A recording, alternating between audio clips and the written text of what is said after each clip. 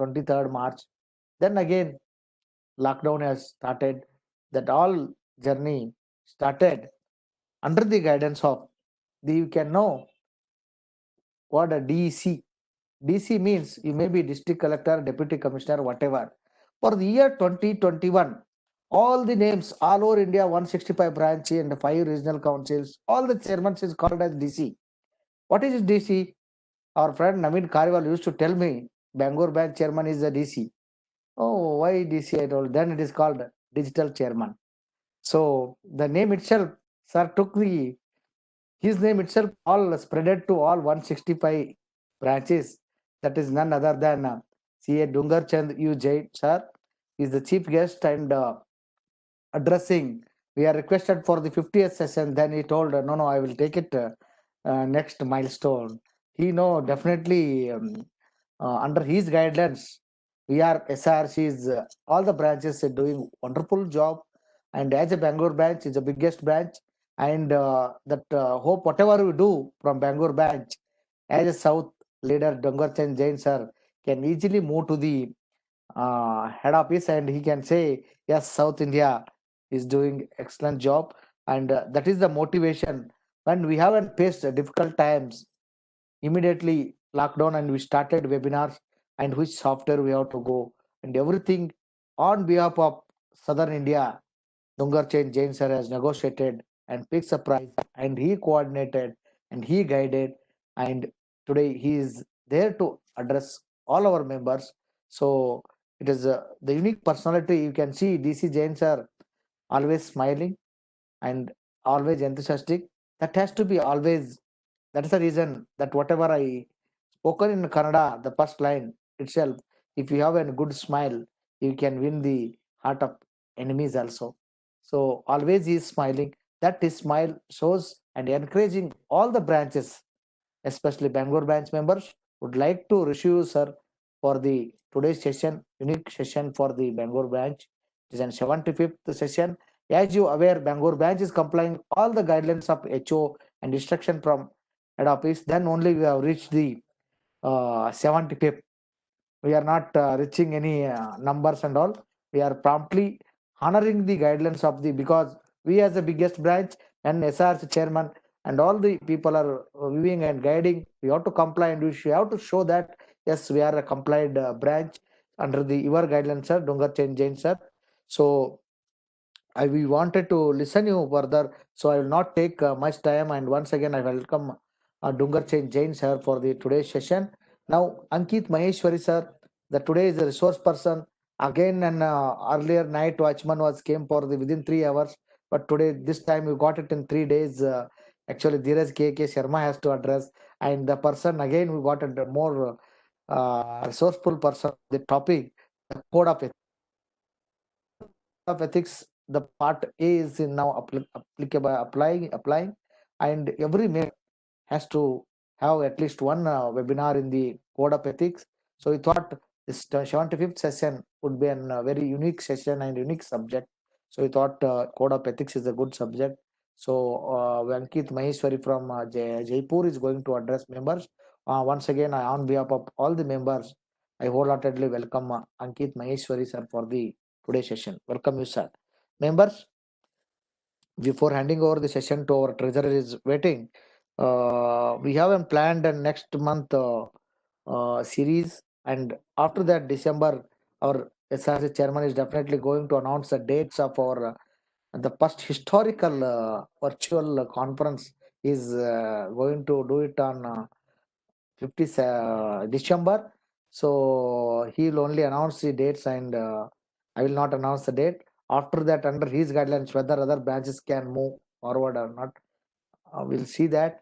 With that note, once again, I welcome all the viewers for the today's sessions. I request Bangalore Bank Treasurer Divya to formally introduce our today's chief guest and today's speaker. Over to Divya. Chairman, it's my privilege to welcome both the dignitaries for today's webinar. Firstly, to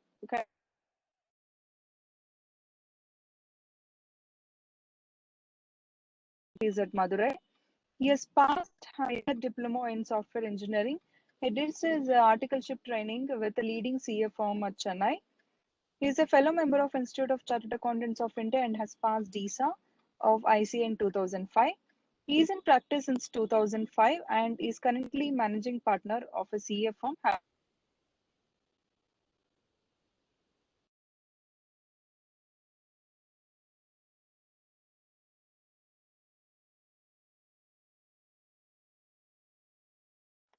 Divya, audio is not coming. Is it coming?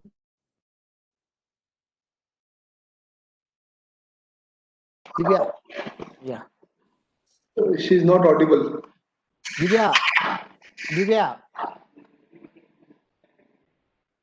Hello? Yes, sir. Yeah, you have to reintroduce Oh, because we are not listening anything. oh, Divya, yeah, it was okay. not And audible. now, Kindly please okay, now is it re-exercise. audible? Now it is No audible. Please do problem, it no problem. re-exercise, please. No problem, no problem, sir, no Yeah, problem. please. I'll introduce again. Yes, sir. It's okay. To introduce CA Dungar Chand U Jain, sir.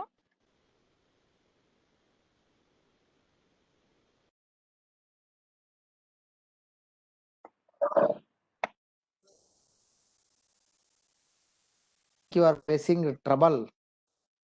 Yeah, I think Koreji, we can take it forward, not an issue. People in Bangalore know me.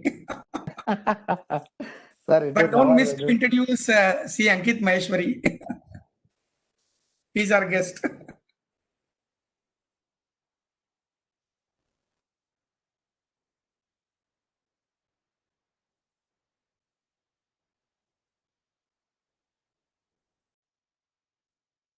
Hello?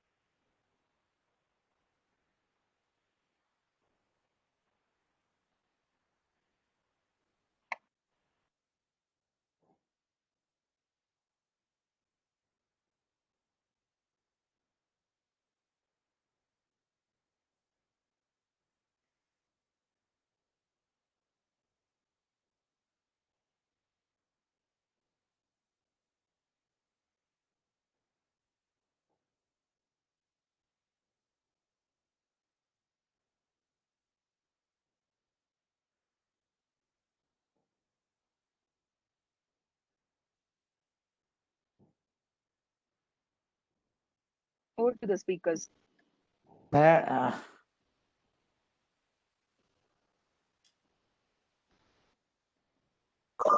I think she has completed the introduction She's part.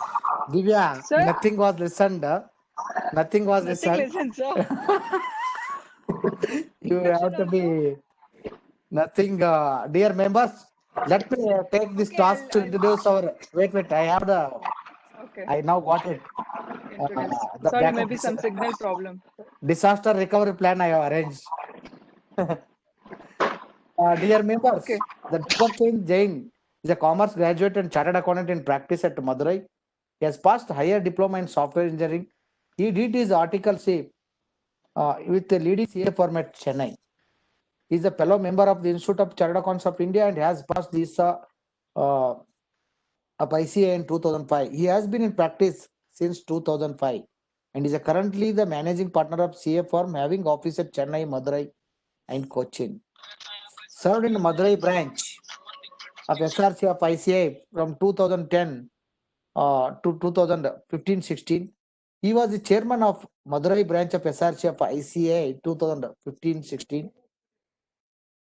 He is debuted into the regional council.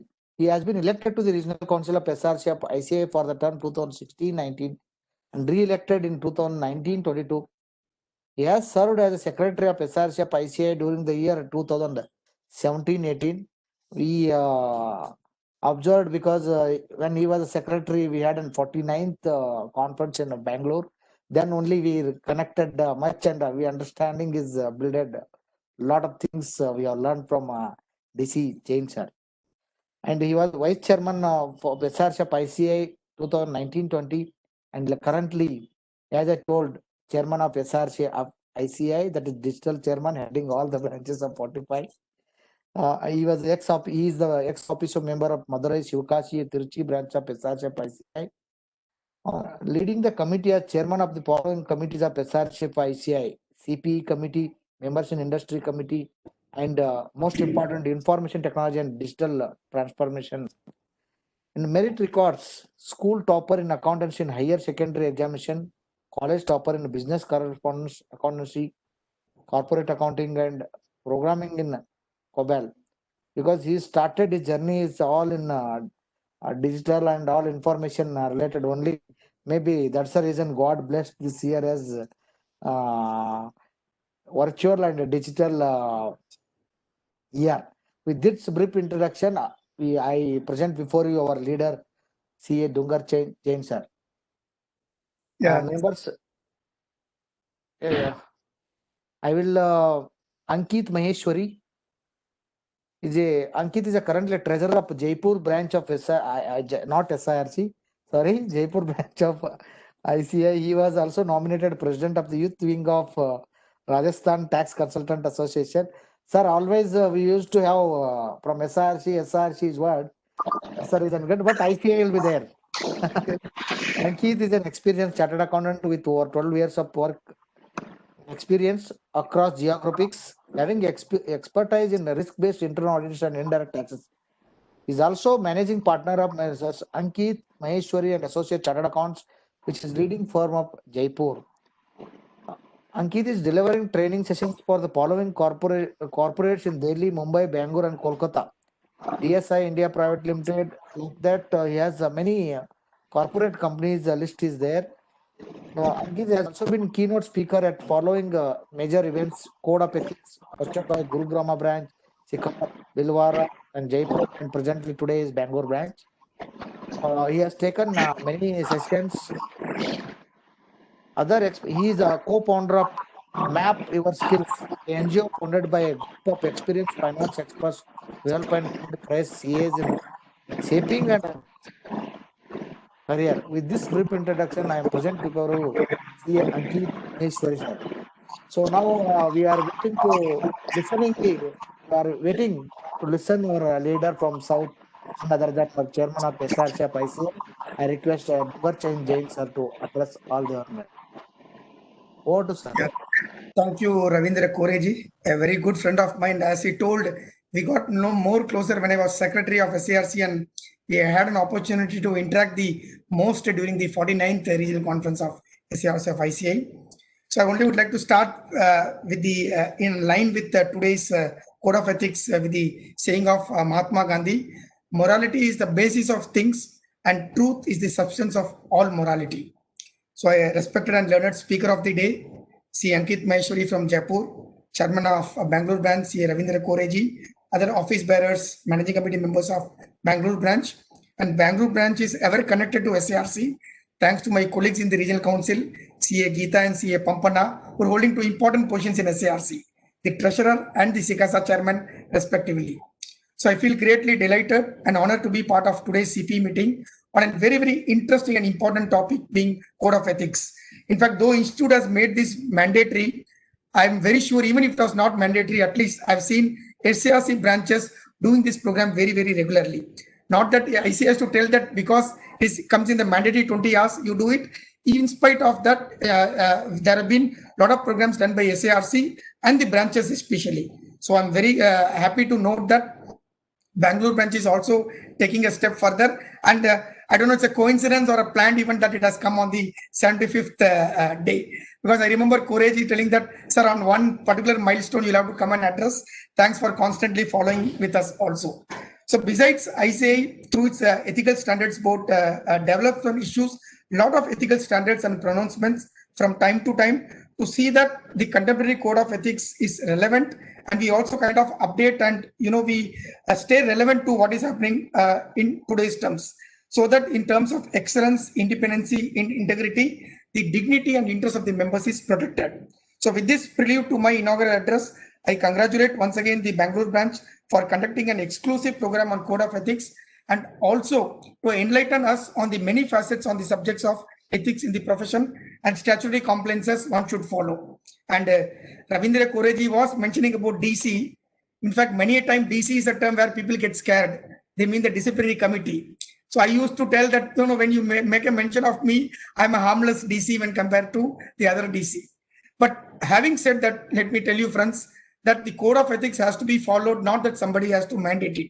And it is my great appreciation for the branch that they have properly kind of coined it. And the series, executive program for the Bangalore branch, as well as the program series name what they have given, Jnana Dasoha, which actually is, saying to give knowledge in the true term. And in that series, they have kindly lived to that expectations. So I wish the branch that they continue its efforts in conduct of these programs and various programs. And I must make a mention here that Bangalore branch was the first, as far as I know. If I don't know if there were some other branches, even before SIRC, they were the one who were telecasting all the programs, the videos, lectures, and other things. They were the first to do it, and SIRC were doing it, but were in a low profile. So thanks to the Bangalore branch, the Bangalore being a technology hub of the part, they have rightfully taken lead in doing that. And today, all branches, including SIRC, are taking a cue from that and doing it. And the chartered accountants, they say, are highly recognized across the globe, not just because of their competence and skill, but because of the value systems that they kind of show in whatever work they do. And having said that, ICAI plays a very important role in upholding the strict code of ethics amongst its members. I would term what is ethical values in simpler terms is the combination of your patience, perfection, perseverance, persuasion, piety, poise, promise, propriety, prudence, and purity. So this all piece put together kind of will make us a true professional. And we talk about ethics, two things that need to be taken into account is whether you are in pursuit of principle or prosperity. Again, the dilemma comes between these two pieces, and one cannot go together with the other. So here comes the code of ethics in everyone's behavior approach. A person has to be with the strict ethical values when he wants to integrate integrity and honesty. So the attributes of ethical values are how you translate your thoughts, words into actions. And whenever a dilemma comes between right and righteous, we may be right, but it is very important to be righteous. And I will only like to quote our Dr. Ambedkarji. I still remember during one of his speeches, when he presented the Constitution of India, he made a mention that however good or bad the Constitution may be, it all depends on the people who implement it. If I have drafted a bad Constitution, if the implementers are good, there is no problem. Okay, if I have drafted the best in the Constitution and then the people who are going to implement are not going to follow it up, there is no point in kind of putting the best. The same thing applies to our code of ethics. It is not just reading between the lines and trying to take, some benefit out of it and pass it on. If there is a rule that by doing this your independence is getting affected, we have to follow it. If there is a doubt that whether by doing this my independence may or may not get affected, friends, let me tell you, please stay away from those things. Even if there is an iota of a doubt, that whether this has to be done or not, kindly please follow the ethics and to see that you are not kind of getting into those things. And friends, as Ravindra Kore rightly said, the biggest event of the year is going to happen on December 10th. I will request everybody to participate in large numbers. It is December 10, 11, 12, and 13. And the plan is to give the same feel what you are able to get in a physical conference. We are going to give you all the experiences. Of course, we cannot connect to you physically. That longing will always be there. But given the situation, it is not safe that we all meet and, traveling of people, connecting to members the way we do it before is not there. So we'll have to kind of manage with the things which are available us. And I only remember a nice quote where I read that it takes weeks for a lot of things to happen, but sometimes it just takes small weeks for decades to happen. So where we have been thinking of implementing technology, this COVID came us handy and did us to do a lot of things which we were not doing. So I wish everybody a great learning. Kindly see that all what is mandated by ICAI, as Ravindra Kore rightly said, that even in ICAI and SIRC and including all the branches, we follow the guidelines sometimes we may not be comfortable, but we go and fight with ICAI telling that no, these rules have to be changed because there are other benefits and other good things available to all of us. So in the essence, let me only tell you in my inaugural address that kindly have ethical values in all what you do, just in the profession, and at all times see that you are truly independent and you follow integrity to the core. And rightfully, I would like to only end with a quote that integrity is not a thing which you have to do when somebody is watching, but it is doing the right thing when nobody is watching. So kindly take care of that, and my best wishes for you. And once again, I request everybody to participate in large numbers for the forthcoming conference. Koreji, over to you. Yeah. Thank you, sir. Thank you very much for your very enthusiastic speech. And definitely, the ethical values is a very important role for important for the chartered accountants. The chartered accountant brand. If anybody is name itself CA, definitely the respect what we are getting is only our predecessors have done it this everything. Now it is a responsibility on the present generation. We have to carry forward and give to the our next generation. So thank you, sir, for your address for this unique time 75th. Definitely 10th and 11th, 12th, 13th we have marked in calendar. Definitely as a Bangalore branch will support continuously in all the SRC conferences, even in virtual. Definitely our members will participate more, and we all together make it success. And this is a first virtual conference. Is a number. It is in 52nd, but it is call it as first virtual SRC conference. I can say it that. So definitely, sir. Thank you on behalf of managing committee Bangalore branch. Thank you, and definitely will support, sir. Thank you for addressing our members, sir. Now, I request Ankit ji to address on the topic. Over to Ankit. Thank you, Ravindra ji. I think BC Jain sir, a good start is half job done. You already made the momentum of the session, and it's absolutely right. There is no effective date of a code. The ethics cannot be codified, cannot be made as a law. And I heard our past president Amarjit sir saying this, that this cannot be codified. This has to be imbibed. And if we believe in them, then I am sure the profession will outgrow.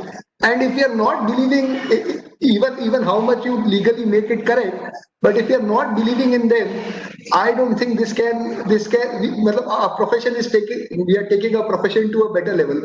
So fantastic articulation, sir. Thank you, Ravindra sir. It's indeed a privilege to deliver a session at your branch for the first time. And I would like to sincerely thank the enthusiastic chairman and the dynamic chairman who is connecting north and south in a very seamless way.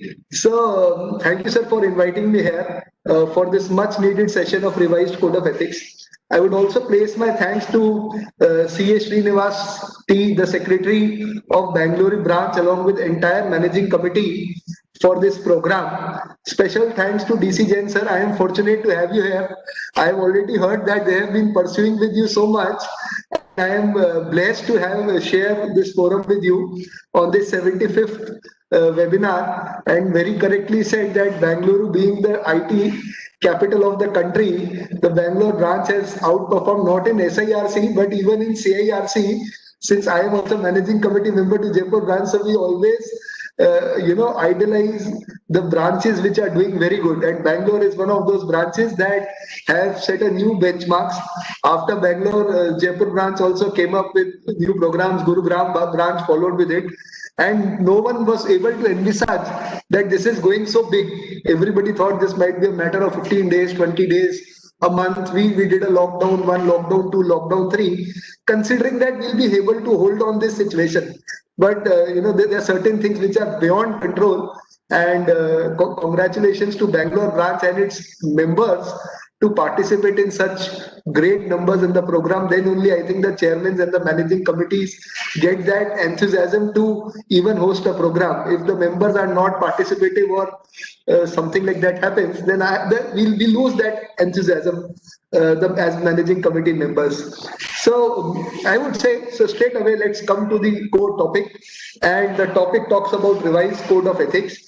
To begin with, I'll just put a straightforward question. And that question is, how many of you think that this revised code of ethics is burdening us? How many of you think that this revised code of ethics is burdening us? We can use the chat box as far as possible, but because since we have a Q&A session also, and I want to take more practical questions besides the bookish knowledge, but we'll go by that. Also, I'll be presenting my slide here. So Ravindra sir, if you permit, I am opening my presentation also.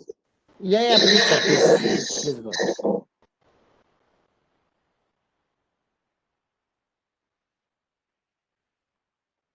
Ravindra sir, is it visible? Yes, sir, visible. Right. So my question was, how many of you think that this is burdening us? So answer to this particular question is, I would say not at all. As professionals, we have seen transitions, and a lot of transitions have been happening in last, I would say, 10-15 years. From a transition from accounting standards to Ind AS to IFRS, from transition of indirect taxes to GST, from transitions to the previous Companies Act to new Companies Act. Code of ethics is also, the revised code of ethics is also a transition where we were already in parlance with International Ethical Standard Board, but now we have made it mandated, and we have made few changes in it. What are those changes? We'll be discussing. But why I say it's not burdening us, because I feel it gives, as a practitioner, it gives us an opportunity to globally match the standards and set up a small practice which is even benchmarking the global levels. So my point would be, this ethics is an opportunity to match to the global standards which have been already been created. So first of all, I would like to draw issues on certain things which are very important before we formally begin with the session, and I am highlighting some key points. First point which I wish to highlight is that anybody who knows how many disciplinary cases are presently pending with institute, anybody who has answer to this, I'll be happy to see the answers in the chat box. And let us try to, even though we are using the digital mode, let us try to make it a very interactive session. My point is, anybody who knows how many disciplinary cases are pending with institute. So the answer is that approximately 2000, 1400 is a very close answer. Very rightly said, CK Sabarshin Saab. 1400 is a very close answer. As of now, 1948 cases are pending with disciplinary committee, and majority of these cases pertains to practicing chartered accountants. So if I say that 1% of these cases, 1% of the total chartered accountants, the 1% population of total chartered accountants are already under the radar of disciplinary committee. Absolutely, PM was very critical, and that is why Mr. Sabarshin sir has replied that PM was very critical on this issue when he addressed on 1st July 2017, and that is why NAFRA also comes into picture. And this is not a very good picture that 1% of the entire population of chartered accountants is already under the screening and under a radar. What I particularly feel that, we have two major pillars in this profession.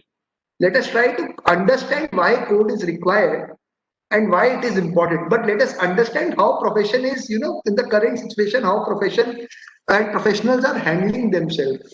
So as of now, I would say we have two major pillars.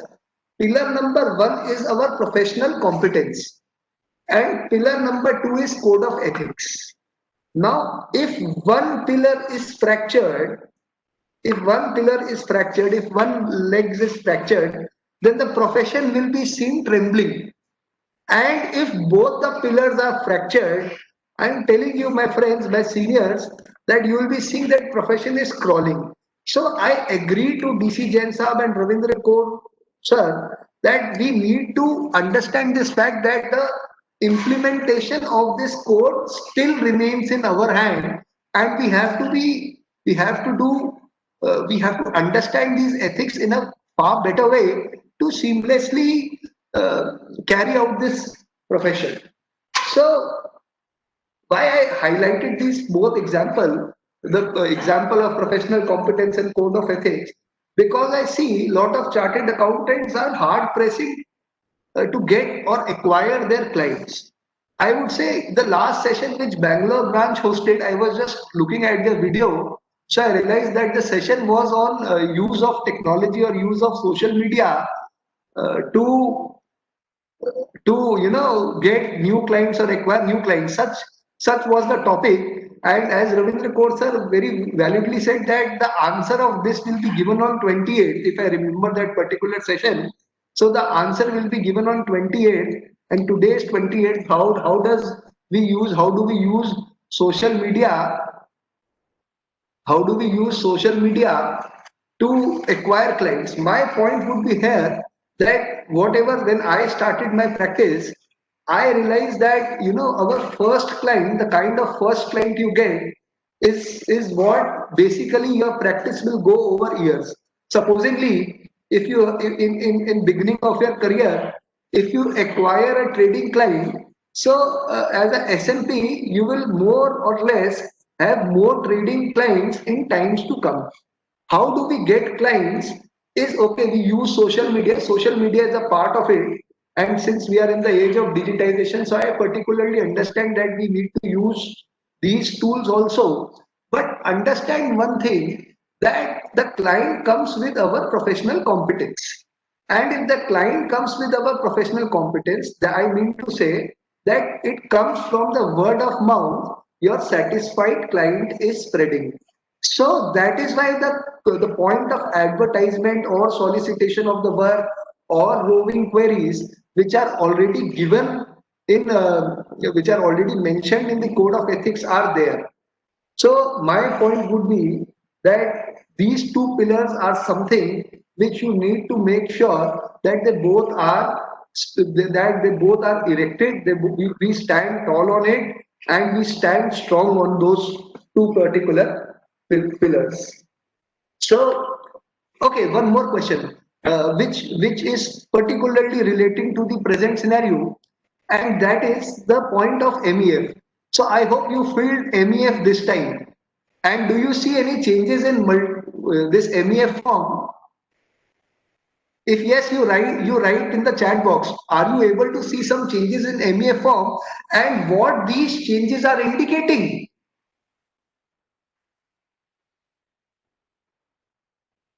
Everybody had a lot of questions when in MEF form we were asked to give detailed returns, we were asked to give computations. Yes, sir, closer scrutiny was there.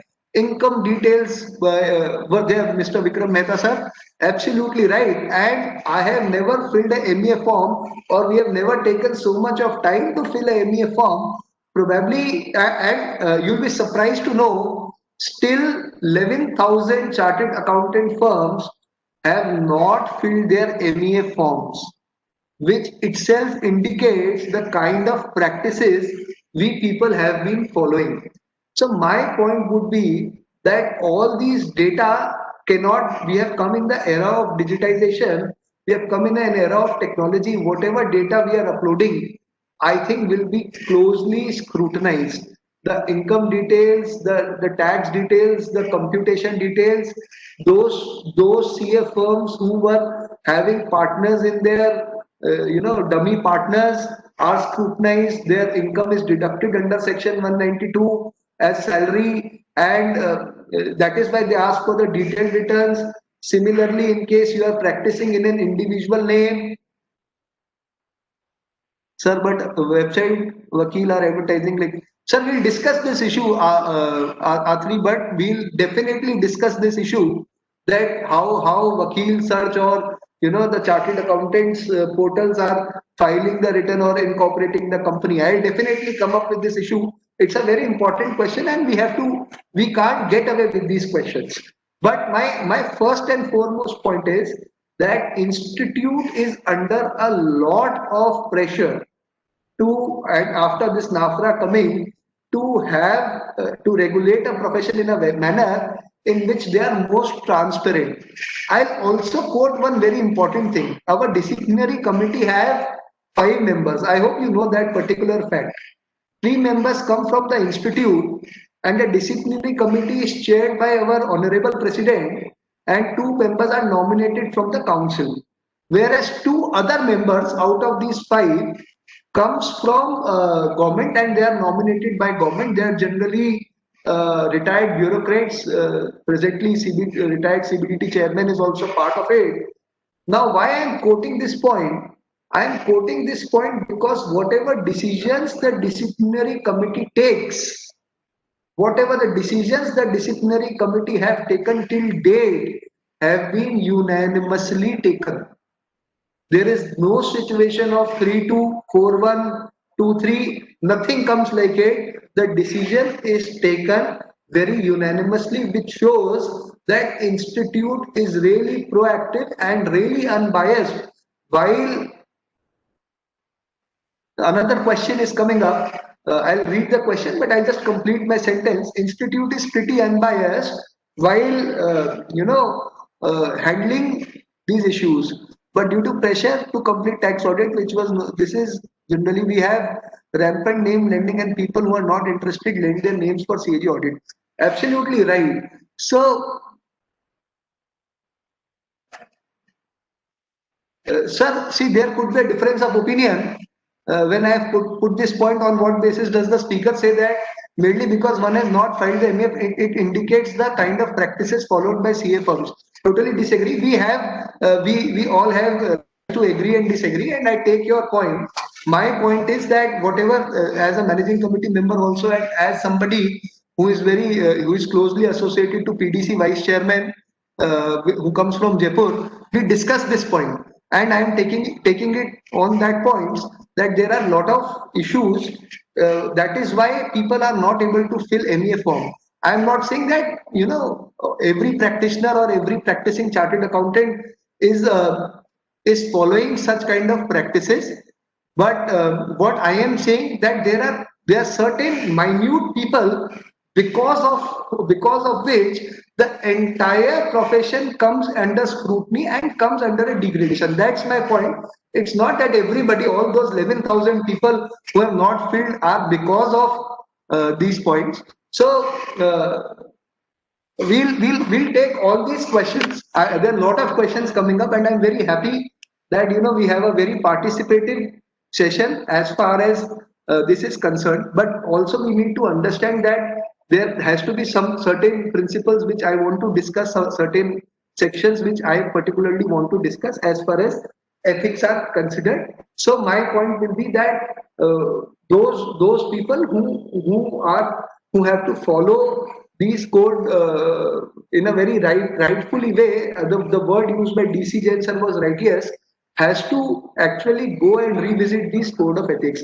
What happens once we clear the examination, ask this question: the number of times we read the Income Tax Act, or the number of times we read the GST Act, or the number of times we read a particular book for referral book for doing our practice, how many times we have actually reading these code of ethics and the changes which are happening in code of ethics.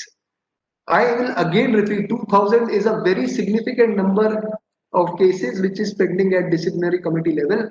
So my point will be that let us, 1 hour or 1.5 hours is not enough to explain this entire session seamlessly. I'll give my best shot. Whatever comes, we will be addressing all those queries.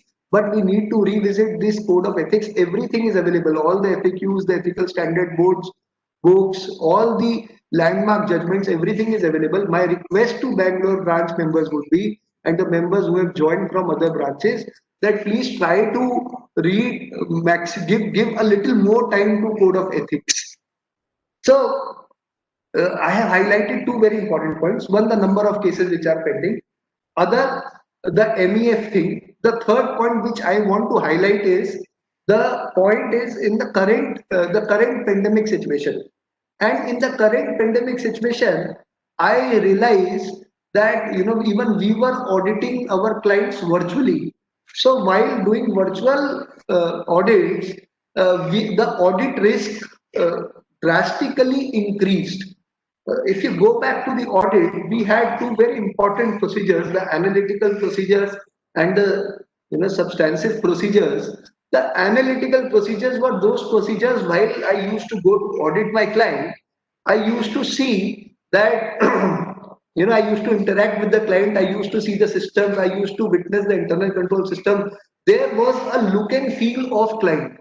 So while we had that look and feel of the client, I genuinely felt that my analytical procedures or my perception towards client financials begin from there. I hope you all agree to that point. And while I was doing this time, while I was doing audit remotely, so I had that suspicion in my mind in placing my analytical procedures.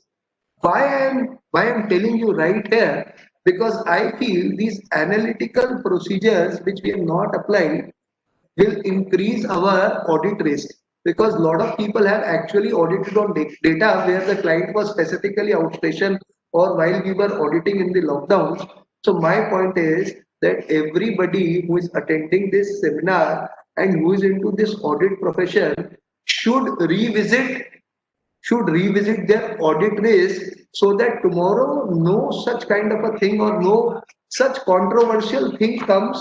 Because what DC Jain sir said, that even an iota comes to your mind, or even a minutest risk which you are holding, this is not the time that you can audit in that riskier situation. So what are ethics? So ethics in generally, I will say, ethics are moral principles that governs the person behavior for conducting of an activity. This is a very generic definition. I'll go back to one very interesting thing. I'll tell you very interesting thing, that when the charter of UK, the Chartered Accountants Charter of UK was laid down, so you will be surprised to know that if a chartered accountant, if used to travel in a train without a train ticket, used to be covered under the point that the misconduct. So and CAs were and in one of the cases in UK, the chartered accountant was held guilty of it in the professional other misconduct. So friends, this is the code which distinguishes an accountant with a professional accountant or a chartered accountant. The previous code laid down the word chartered accountant. The newer code says the chartered accountant word is replaced by professional accountants. Like we have CPAs in US or we have ACCAs in UK. So in this new code, you will find that the word chartered accountant is replaced by the word professional accountant. So as I already told you, that ethics cannot be codified. Ethics needs to be imbibed in our heart. The example of CAs traveling without a train ticket is what a chartered accountant is expected to lead a life. It is not something where he is professionally guilty. But as a lot of community trust on us, a lot of societies trust on us, and that trust comes not only the way we lead our professional lives, but the way we lead our other aspects of the life. So I just wanted to share this particular thing from all of the members who are attending this webinar. Some things can be lawfully correct, but ethically wrong. That we need to keep in our mind. So when we approach this session, we'll be covering seven important parts. One, we'll be covering what is the quality assurance mechanism of our ICAI. Second, we'll be covering what is the disciplinary mechanism of the ICAI. Third, we'll be covering what is the structure of new code of ethics and how are they different from our existing ethics. Fourth, how are we evaluating threats and ways to mitigate or safeguard against them? Fifth, the applicability and conceptual framework of our new ethics. Sixth, our Chartered Accountants Act Schedule 1 and 2, if we have time, and recent judgments of Board of Discipline, I would rather take the FAQs and the questions which people are posting here. And finally, the recent announcements. So these 6-7 things I would like to cover. Other than we'll be keeping an open discussion for. We'll keep the session for the open discussions in last 15-20 minutes. So why do we need code of ethics? The point is, why do we even need code of ethics? The first point is that the core point which both the chairman of Bangalore branch and the SIRC chairman highlight, that is the independence. And if you want stakeholder to trust auditor's opinion, the auditor needs to be independent and governed with certain frame of work. These ethics are revised not only because of the international pressure or being our ICAI is member of IPAC, International Federation of Accountants. So since ICAI is member of IPAC, we were already committing them a date in which we wanted to bring our code of ethics and parlance with the global standards. However, with the scams of IL&FS, PNB, Satyam, etc., it was required that a new code of ethics comes in picture. Also, all professional communities have these ethics. We are called chartered accountants instead of accountants because of the image which is restored with us because of these ethics. Friends, if you really want to achieve big and take your practice to next level, I think we just can't ignore ethics. So straight away I will come to the quality assurance mechanism of ICAI, and we have very important 4 boards. One is the quality, first is the quality review board, and this quality review board is established under section 28A of the Chartered Accountants Act 1949. Consequent to the it was later amended to Chartered Accountants Amendment Act 2006, where central government is empowered to constitute a quality review board. This consists of a chairman and 10 members. So what does this quality review board works? It makes the number one, it is slightly theoretical, but just to give you more background about how the quality mechanism is happening, I'll just quickly run through it. So its first job is to make recommendation to the council with regard to the quality of services which are provided by chartered accountant, quality of services provided by the members of the institute including audit services, and how do members improve the quality of services. These are its 3 major functions. After NAFRA coming up, the companies on which NAFRA is applicable, Ministry of Corporate Affairs filed letter number 7/1/2019 CL1, which was dated 30th January 2019, clarified that quality review board, in view of section 132 of the subsection 2, if you read it with rule 9 sub rule 4 of NAFRA, they say that now QRB suo moto cannot issue guidelines to the council. Now the guidelines needs to be issued only if NAFRA wants it. So the power of QRB seems to be slightly diluted with NAFRA coming up, and the body which was more independent and was was set up under the Chartered Accountants Act now also comes under the purview of NAFRA. So this is quality review board for you. Second is the Financial Reporting and Review Board, and Financial Reporting and Review Board is a non-standing committee of the Council of the Institute of Chartered Accountants of India, and this FRRB was constituted on 226th meeting, which was held in July 2002. So FRRB has its own purview, Generally, it is the entities whose equity or debt securities are listed or in process of listing. There, FRRB plays an important role. The banks, the financial institutions, the commercial, industrial, and business reporting entities whose turnover exceeds 50 crores in immediately preceding financial year or holding or subsidiary of the above. There, it is seen the objective of this board is that the accounting and auditing standards issued by ASB and AASB of the Institute of Chartered Accountants of India, it is emphasized that reviews carried out by the board in the long run would improve the overall quality of the work which is executed by the members of the profession. So these are two, three, four boards. The third board is the peer review board, and we understand what is the peer review board and what are the objectives of the peer review board.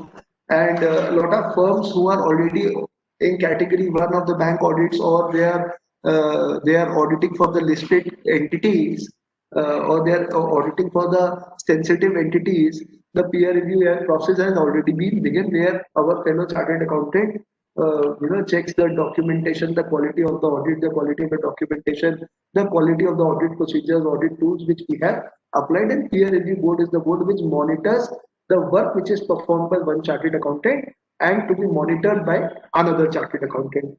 The next board is the taxation audits quality review board, and let us understand its applicability. So on suo motu or on the prior approval of the council, in case a reference is made by any regulatory body or Reserve Bank of India or SEBI or IRDA or Ministry of Corporate Affairs or CAG or CBDT or Central Board of Indirect Taxes and Customs, State Commercial Tax Departments, where serious irregularities in taxation matter occurs, there they have to the taxation audit quality review board plays a vital mechanism. So before we understand the code, I wanted to make you understand that these are these four entities which are quality assurance mechanism in ICAI. So now, as I told you, we'll quickly run through this because I want to come on the practical aspect as early as possible since we have a limitation of time. So as I told you that ICAI being a member of IFAC has to come up with a code of ethics which are in compliance with International Ethical Standards Board of Accountants. The existing code of ethics came in 2009, and it's already been a decade now since this majority of the code is applicable in July 2020. So these existing codes took a decade to finally have a revision. My point will be that with 10, 11 years, it is considered that one entire generation changes. And with this new code of ethics, it takes 10 years. So with this new generation coming up, it's a right kind of a move which institute has taken, be it in parlance with the ISBA, or be it in parlance with, or be it in commitment with NAFRA. So, but this is a much needed thing which should have come a little earlier. But since with these, it is already been a decade. So it always, we were always expecting a change with these revised code of ethics. Also, it is applicable from 1st July 2020, as Chairman Ravindra Kore sir has very well said that it is applicable in parts. There are 2-3 things which are still not applicable. One is the clause of NOCLAR. NOCLAR we will understand in the slides to come, where there's a non-compliance of other laws and regulation. Other is the audit fee clause. Earlier, which was 40%, was now this time 15%. So these are two precise things which were not made applicable with this new code of ethics, but we need to understand, and the effective date on which this new code or this part of new code shall be applicable is still not clarified by the Institute of Chartered Accountants of India. So as of now, this is the code of ethics things, and I have briefed you that majority of it is applicable. 2-3 important provisions are not applicable, which also we shall be discussing, including the NOCLAR one and the minimum fee, the fee which was earlier 40% from one client, with this new code of ethics, it was considered 15%. And in case you are receiving a fees of more than 15% from one client, then you were supposed to disclose your interest to TCWG, those who are charged with governance. In case you face any problem in any point, you can write it in chat box. I'll be right away discussing it here. Other than other than the other things which you are writing it here, I'll also be addressing these issues. But something which is not clear to you, you are free to write it in the chat box so that I can address them with the slide itself. We will not take it to the last because I sense that we'll be slightly short of the time, and I'll be wanting to discuss the issues which are placed here in the chat box. So what is the disciplinary mechanism in ICAI? And I'm sure a lot of people are aware about the disciplinary mechanism, but the younger ones are still not aware, and the awareness is very important in case you want to safeguard your interest. So as of now, we have the disciplinary mechanism has four basic disciplines. One, the disciplinary directorate. Another is the board of discipline. Third is the disciplinary committee, and fourth is the appellate authority. So the disciplinary committee or the disciplinary committee, first I'll come to the third point, the disciplinary committee. This disciplinary directorate has two disciplines, board of discipline and disciplinary committee. And finally, we have an appellate authority. The appellate authority is common for Institute of Chartered Accountants of India, Institute of Cost Accountant of India, and Institute of Company Secretary of India. The appellate authority remains to be common. But the disciplinary directorate has two basic things. One, the board of discipline. The other is the disciplinary committee. I am coming to the disciplinary committee one. Disciplinary committee is constituted under section 21B of the Chartered Accountants Act 2016, and where CAs are guilty of any professional misconduct or other misconduct mentioned in second schedule or both the schedules. So when a case is going to fall in disciplinary committee, then the chartered accountant, I hope you remember both schedules, schedule 1 and schedule 2. So in case a chartered accountant, and we'll be also discussing both the schedules and their part 1, 2, 3, 4. In case time permits, I would want to again revise that thing, even though everybody knows those points, but I think it's better to revise. So my point is, the disciplinary committee will adjudicate your case only in case a chartered accountant is guilty in a professional misconduct or other misconduct which are mentioned in second schedule, or if he is guilty in both schedule, that clearly indicates that board of discipline will only play an active role when a chartered accountant is guilty in first schedule. So that's clear. If a chartered accountant is guilty in first schedule, where who will adjudicate? The board of discipline. If he is guilty in second schedule, disciplinary committee. If he is guilty in both the schedules, there are certain cases, then he will be adjudicated by board of discipline as well as the disciplinary committee. So point is, a lot of people ask this question while we do this session of code of ethics, that how is a complaint filed with institute? So a complaint with all the enclosure needs to be filed in triplicate, duly signed by the complainant, and should be in English language. Any language in Hindi, or since you people come from the southern part of the country, in the regional language, should be sent with the translation in English language to be duly verified as the true copy.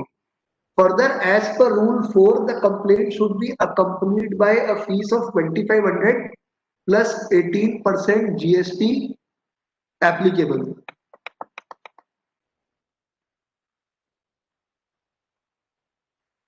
I have a question coming up with Ganpat sir. Changed in the new code of ethics 40% to 15% of the total fees of the CFR, whether this percentage of audit fee or any other services rendered which are like outsourcing some of the activity like accounting, audit of a particular function of the company which are not statutory services. Sir, as of now this is not applicable, but I'll tell you that this 15% is only for the audit function as of now. The new rule has also come up in case, this is a very important question which he has raised. So one is the audit function. The other thing is that chartered accountants now are not supposed to provide the taxation services to the clients, and if they are providing the same, then they have to review their self-review threads. What I mean to say, institute has become very strict on the point that a chartered accountant should only provide audit function in case he is providing audit function. In case he is providing any other function with audit function, be it and specifically the taxation function or the other functions, accounting he cannot. It's a violation wherein you are preparing the accounts of a client and you're auditing. This is the violation of code of ethics and you can't do that. This hurts your independence. But in case you are providing certain other activities, institute has already put a restriction. So my answer to this is, as of now, this pertains to the audit fees only. And in case you are offering some other services in which you have evaluated self-reviewed threads, then they shall not come under the category. They shall not come under the total of the fees or remuneration which you are receiving from a client. Also, there is a prohibition on the same. There are certain restrictions by which this clause is applicable. The restriction is, number one, the bank audits, number two, the government audits, number three, the PSU audits. In such cases, you are not supposed to even disclose the same. Sir, I would want to also mention one very important point. The point is, earlier there was a complete bar, 40%, if you remember, that in case you exceed 40% of it, you cannot accept the assignment. The revised code has given us more flexibility that you need to only communicate with those charged with. They have imposed restrictions, but they have not completely barred you to do that. You need to disclose your interest with those who are charged with governance. We know the logic of these kind of clauses. The logic is that once you receive a substantial fees from a particular client, so sometimes institute feels that the chartered accountant is not as independent or as unbiased as he is expected to. That's the thought process of institute. But this clause has become flexible, and I am also going to discuss this clause in detail. Right, sir? In case you have another question, you can type it here. So back to the disciplinary mechanism in ICAI, in which it says that, and I hope I was clear. In case you find that the problem is still unresolved, please mention it. So the board of disciplinary committee we have discussed, and I told you, for filing of a complaint, you need to file it in a triplicate copy in English language or translated in English, certified true copy with 2500 plus 18% GST fees. And and this has to be, the demand draft has to be in favor of the Institute of Chartered Accountants of India, payable at New Delhi. So there's a payment link also. In case somebody wants this link, I can forward it. The email ID of disciplinary committee is disc@icai.in.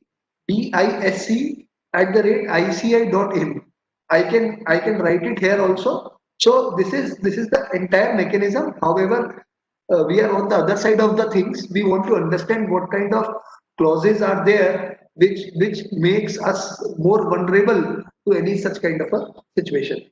So anyways, the appellate authority is established by central government. The last thing which I told is the common for all the three institutes. The section 22A of the Cost and Works Accountant Act, 22A of the Companies Act, and 22A sub clause 1 of the Chartered Accountants Act.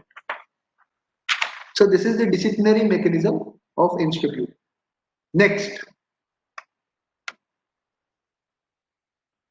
So the existing code of ethics have part A, part B, and the new code of ethics have 3 volumes, volume 1, volume 2, volume 3, and other than that they have the international independent standards.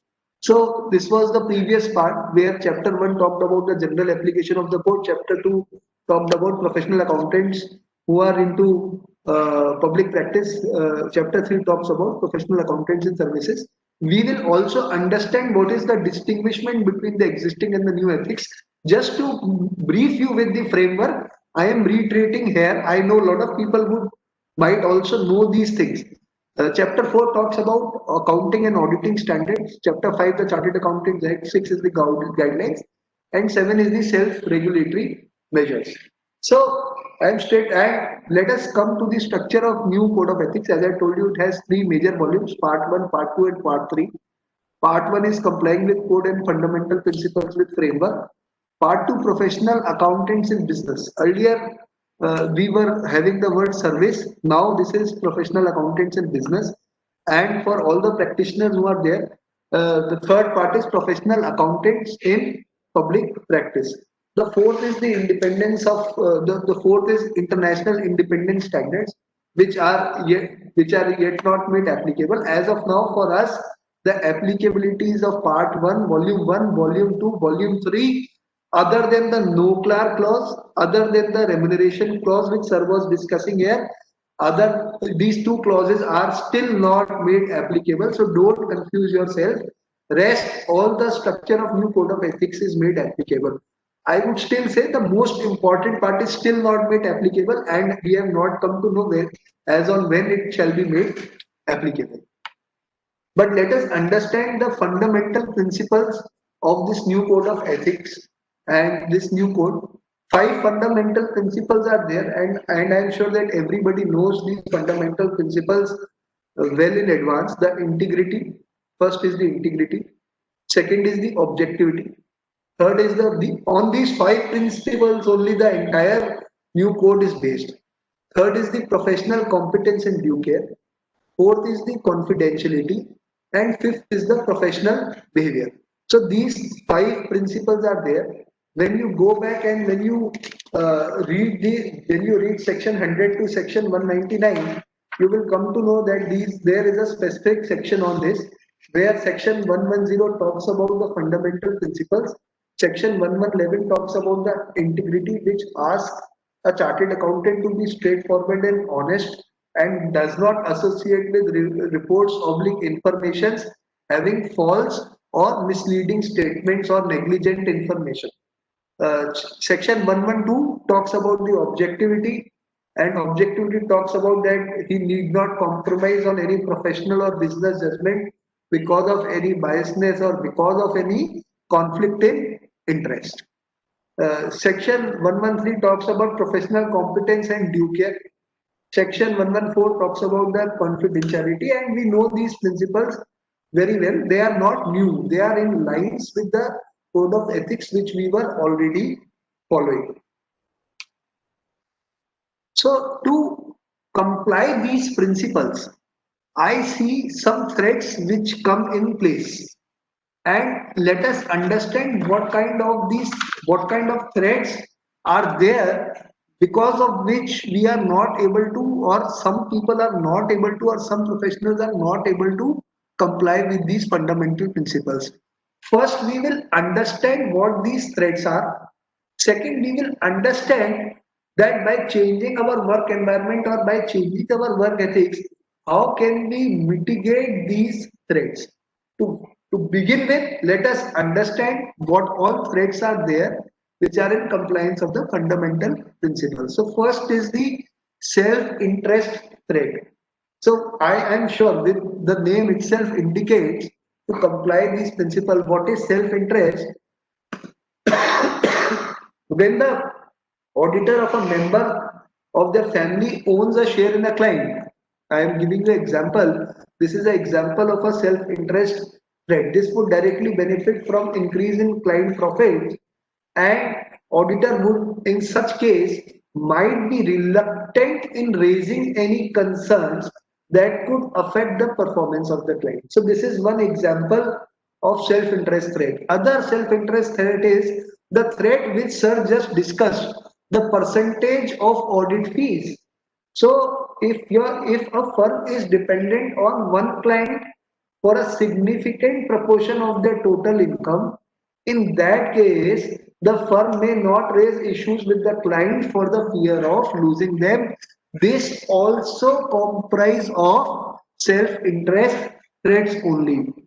Any acceptance of gift or hospitality also arrives arises the self-interest threats. So we need to evaluate these self-interest threats before we take up any engagement.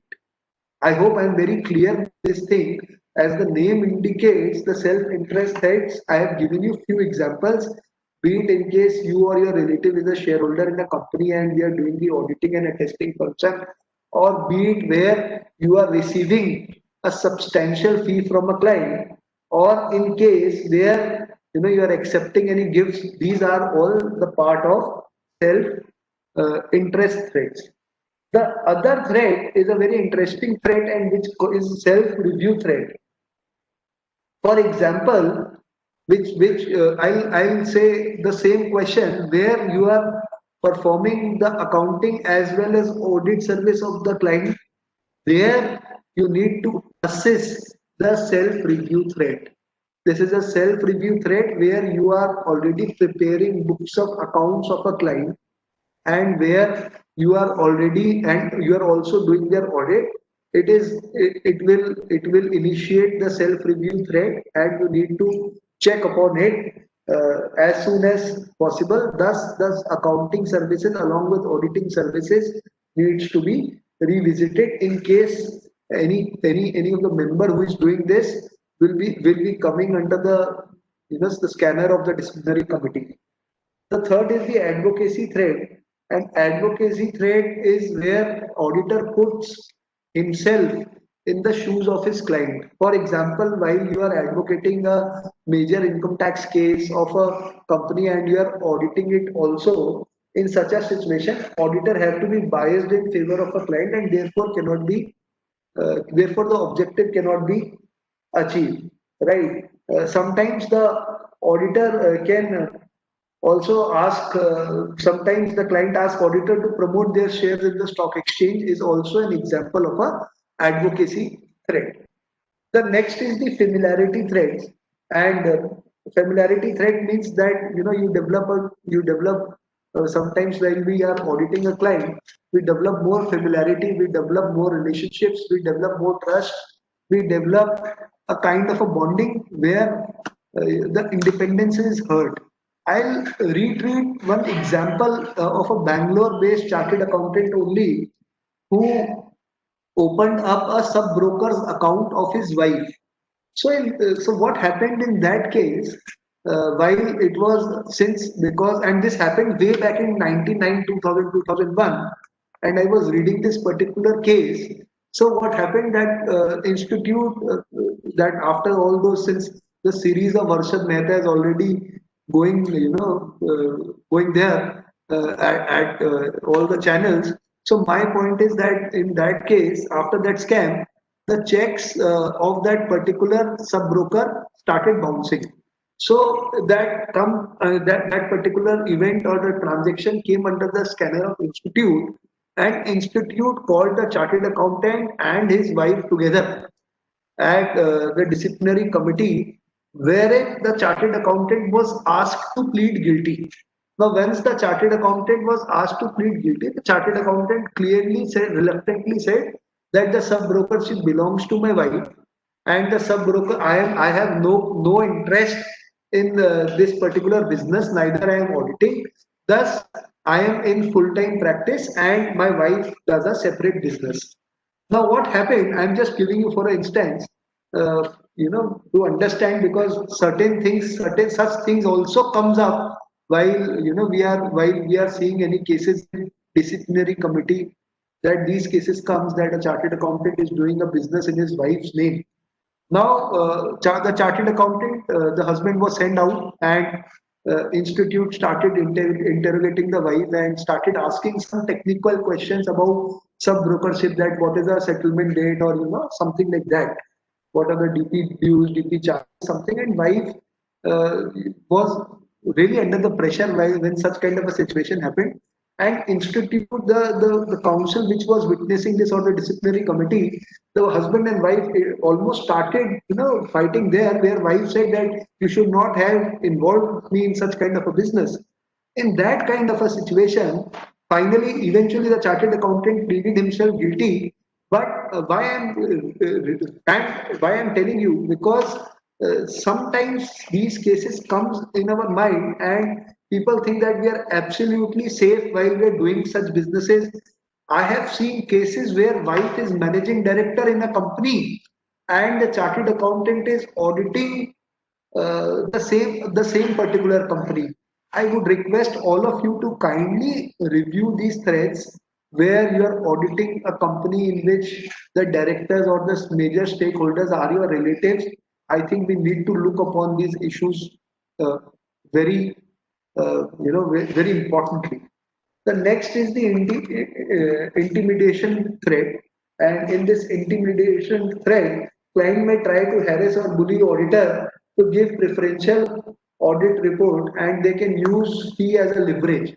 So I am sure all these five threats are those which are not enabling a chartered accountant to comply to the fundamental principles which we already discussed. So review these threats and how do we safeguard against these threats. So I have explained you what are these threats. I'll be more than happy to tell you that how as a professional we should think about safeguarding against these threats. So safeguards created by profession, legislation or regulation include but are not restricted to the educational training and experience requirement. How are we safeguarding? And attending a CP session today, like you are making yourself well versed with things, and once you make yourself well versed with things, I am very hopeful that while we do something, while something comes in our mind to do a certain wrong act, I think these regulations should also come into our mind.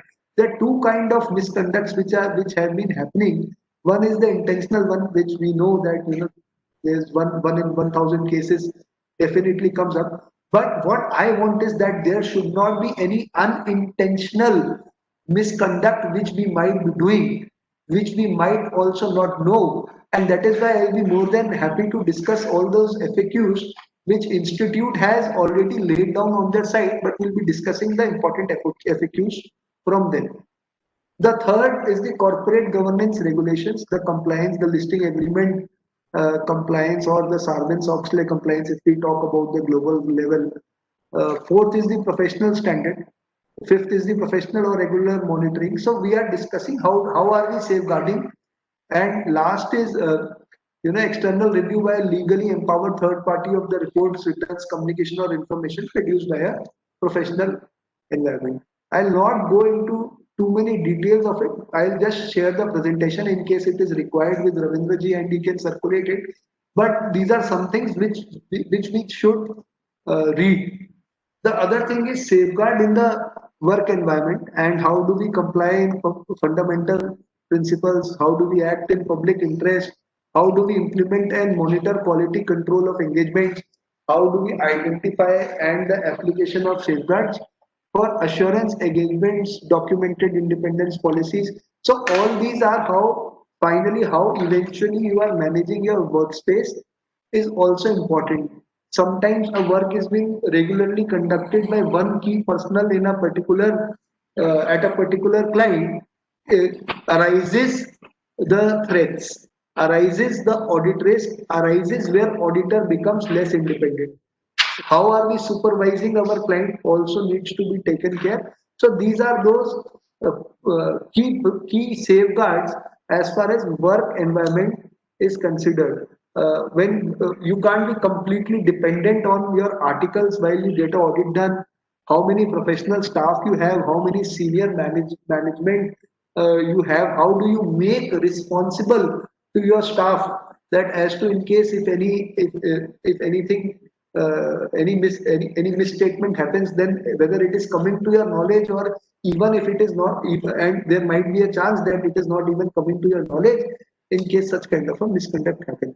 So my point would be to safeguard against those threats and save specific against in the work, be it in the work environment or be it the specific threats. So once you evaluate a threat, apply safeguards. If the threats are reduced, accept the assignment. If it is not possible to reduce the threat, then it is time to decline the particular assignment. Any question? So now next is the application of conceptual framework, and council has already issued guidelines on KYC of clients, and I hope you all are doing the same. I hope we all are signing the engagement letters. We are doing the we are signing the engagement letters properly with the compliance of the KYC guidelines which are being issued by the council. Make it sure that this is the same is done. Uh, Communicate with previous auditors. So I have a question here. Since we are going to theoretical, I'll just put up a question here. So supposingly, a client comes to you and he says for an urgent audit, and you communicate with the previous auditor, the deadlines are there, but you do not have enough time to communicate with the previous auditor, or wait for the previous auditor's communication. Can you accept such kind of an engagement? I'm repeating the question. The question is, say, hypothetically assuming that 31st October is the signing of the tax audit date. Just a minute. Signing of the tax audit date, hypothetically on 28th, a client comes to you and asks for signing a tax audit. My point is, can you accept this assignment on 28th? My point is, can you accept this assignment on 28th, communicating to your previous auditor, or under a pressure of a deadline? Can you do that? Any answers to this? Is one answer from Vaishali Desai. No. Okay. No. So, right, no, we cannot do, right? So the answer to this is, this revised code has given you, yes, we can accept but won't complete before his deadline. Absolutely, sir. That's the right answer. We can definitely accept the engagement, but provisionally, but subject to. In case you are accepting it subject to, then you can do that. If tomorrow, if an adverse remark come from the previous auditor, maybe it might be pertaining to the outstanding fees or anything else, we have to then again decline the engagement. But to begin with, yes, you can communicating with the previous auditor and giving a reasonable time for him to respond. So and in case the response is received before the deadline, then there is no point of this particular thing, right? So so there are few things, but these are there's a change there. Also, my next question is, whether you are, again I want some more answers on it, as an internal auditor, whether you are supposed to communicate to the previous auditor once you are accepting an internal audit engagement. If we are accepting an internal audit engagement, or say a revenue audit, or say a concurrent audit, are we expected to communicate to the previous auditor? Yes, the answer has come. The answer has come from a lot of people. Divya Hariharan, JV Bhanu Prakash.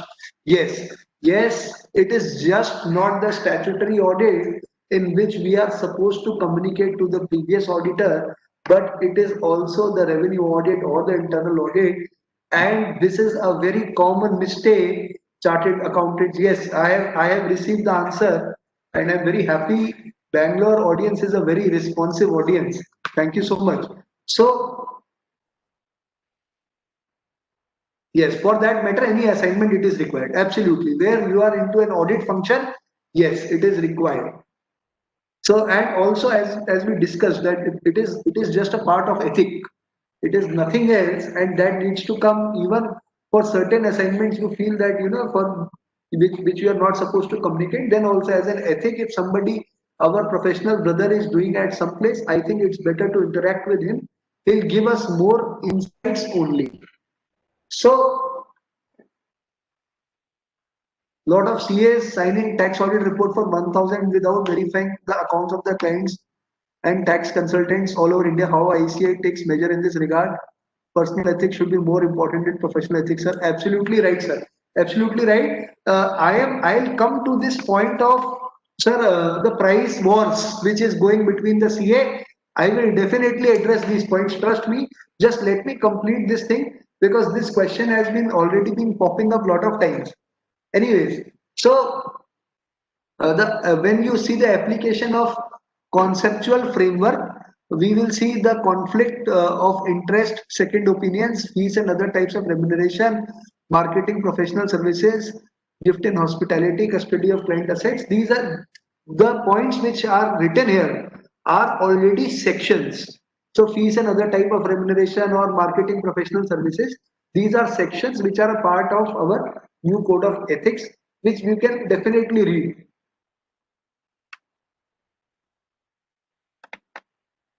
So important slide. Important slide. What is the difference? What are the important changes? This is something which I wanted to discuss, and I'll be keen in discussing these changes, and then we'll be taking up the questions which you people have raised here. First point is responding to no clar. So what is no clar? No clar is non-compliance of other laws and regulations.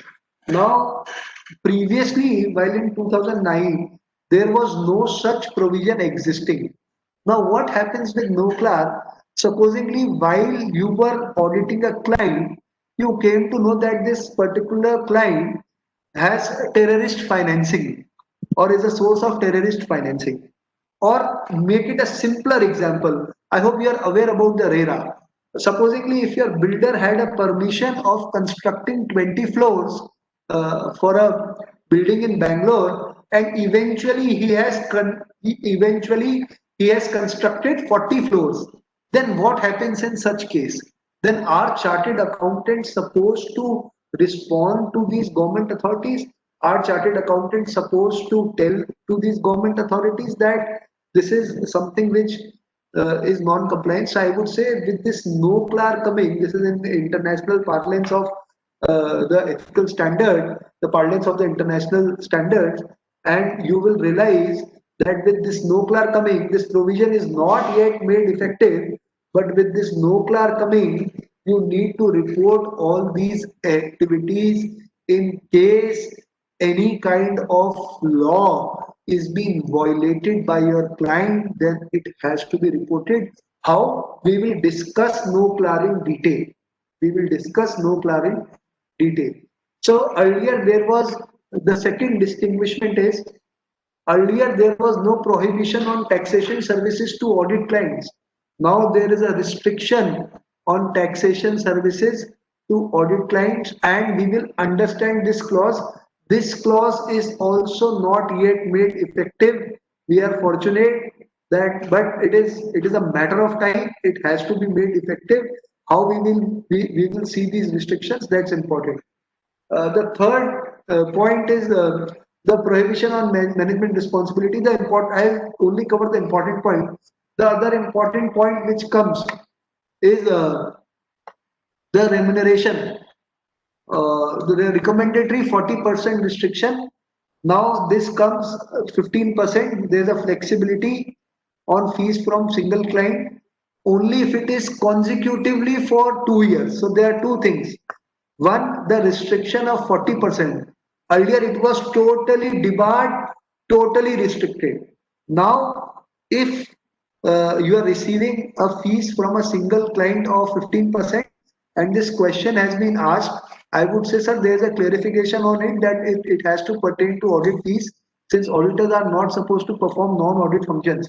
So my point is 15% of restriction on fees from single client, and also if it is consecutively for 2 continuous years, then it is the duty of the chartered accountant to only communicate to those charged with governance.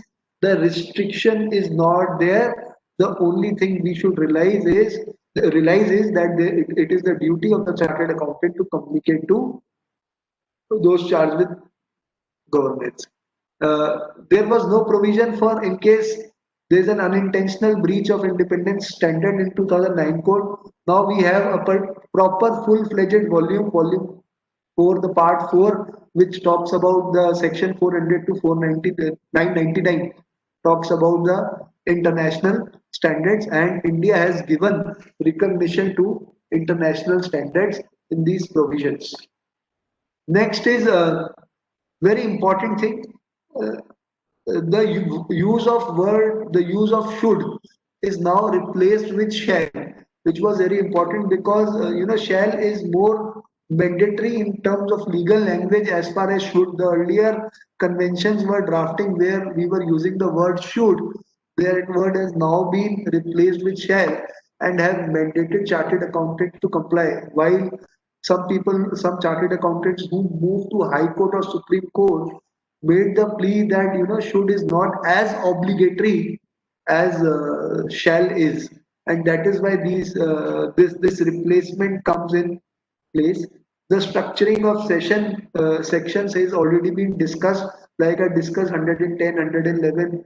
Then section 1, the volume 1 has 1 to 100 sections, right? Sorry, 100 to 200. The volume 2 has 200 to 300. The volume 3 has 300 to 400. And the part 4 has 400 to 999. That's the draft of these sections. So earlier there was a lack of clarity in terms of the responsibility of compliance of the firm's network individuals within the firm. Now it has become more clear.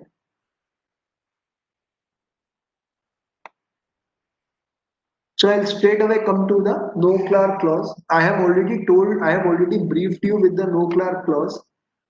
Before we go on the no clar clause, I have one question again, and that question is that whether you can accept percentage-wise fees for an audit client.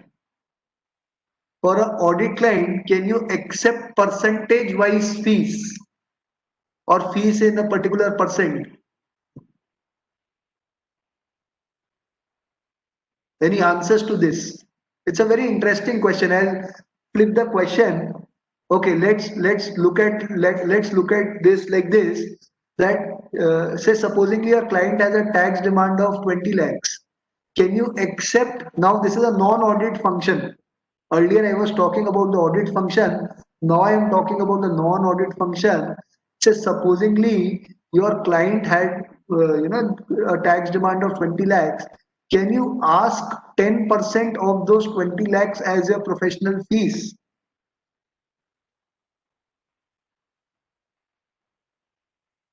Any answers to this?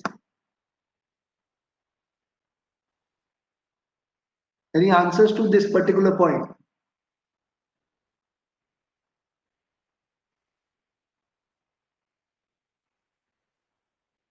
Anybody who is typing?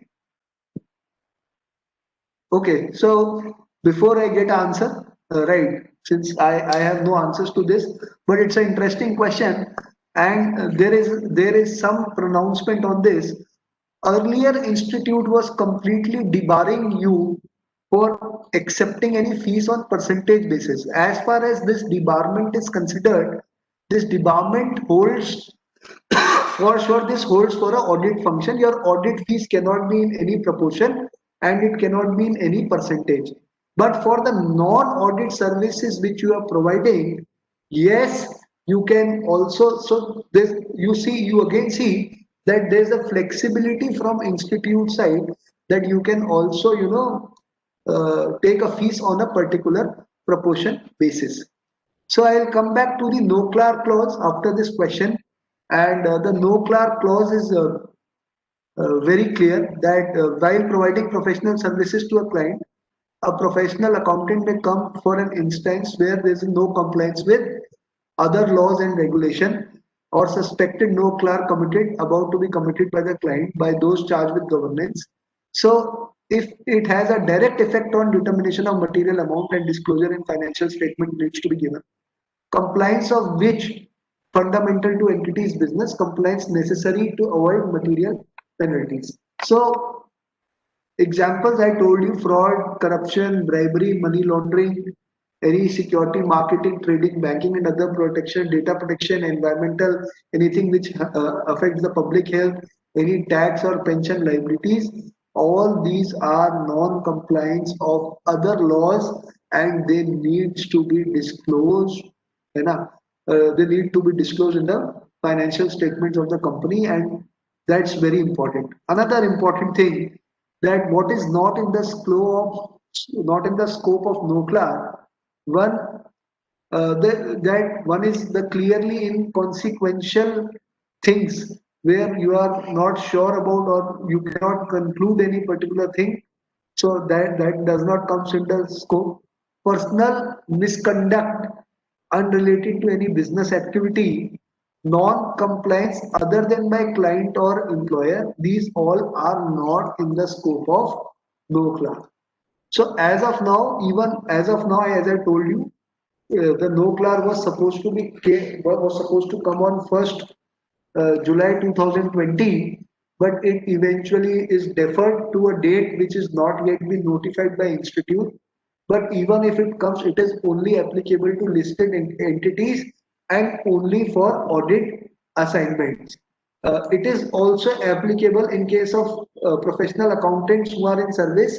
It is applicable to the employees, the chartered accountants, the professional accountants who have been employed by these listed entities. So all those chartered accountants who are in service, who thinks that code of ethics was always a part of the audit function, always a part which invited trouble to people who are practicing.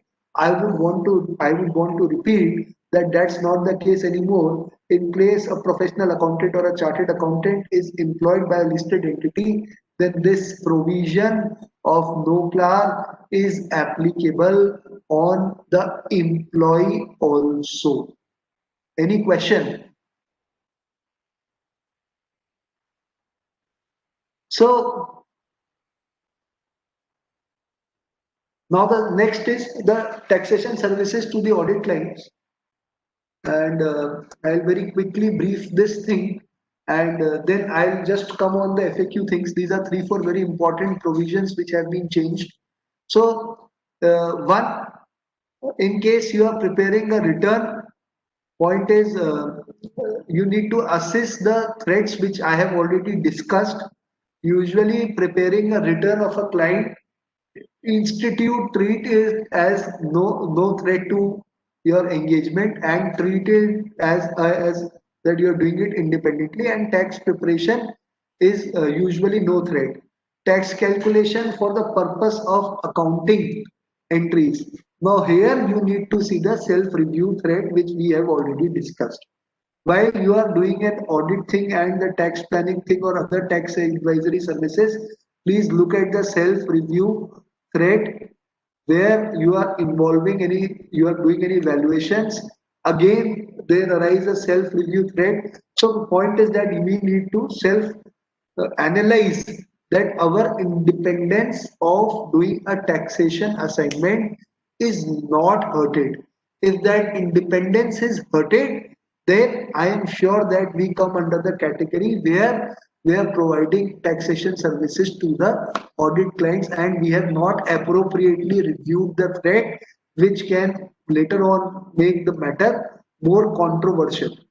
Where we are assisting a client in resolution of tax dispute, then it is self-review or advocacy threat which we need to look into. I have given the same example previously while we were discussing the advocacy threats. So uh, this question already came and we have already discussed. Wherefore, this is on the fees. This clause is also still not applicable. So I would say we are fortunate that the important clause are still not applicable, but this is the fees clause which we have already discussed, and where you are auditing a client or its related entities and receiving a fees for more than 5 lakh, more than 15%, then you have to disclose the same to those who are charged with governance. Another important thing, that this ceiling, there's a cap on it and that fee should not exceed 5 lakhs. As I told you, it does not, it is also not applicable on the government companies, the public sector undertakings, the national banks, the financial institution or the government appointment, this particular clause is not applicable. But that's why, sir, I said that it is audit fees only, because it is the audit client which we are supposed to audit, and as a client on which we are for which we are auditing, we are supposed to self review things before we take any other engagements. So now I am sure we know the part 1 to part 3, part 4 of the first and second schedule. I am not going to go detail into it. I'll just go very quickly into some questions and answers, and I'll take your questions and the recent and important announcement. My first question is, and now I think it has to be more interactive. The theoretical part is there. Any questions which you face, please write it in chat box. I'll address it after I take up the FAQs which I have listed down from the institute's website also. One, can an auditor revise the audit report? Anybody who can answer this question? Can a auditor revise audit report? Any answers to this?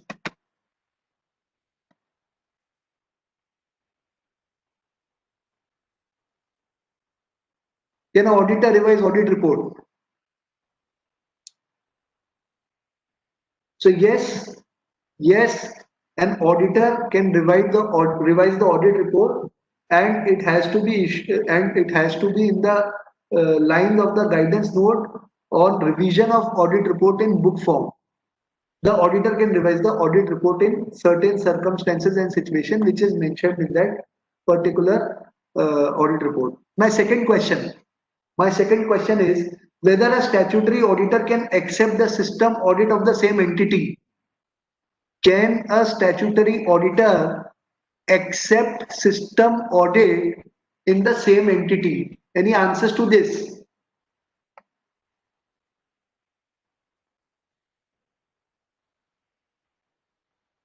Can a statutory auditor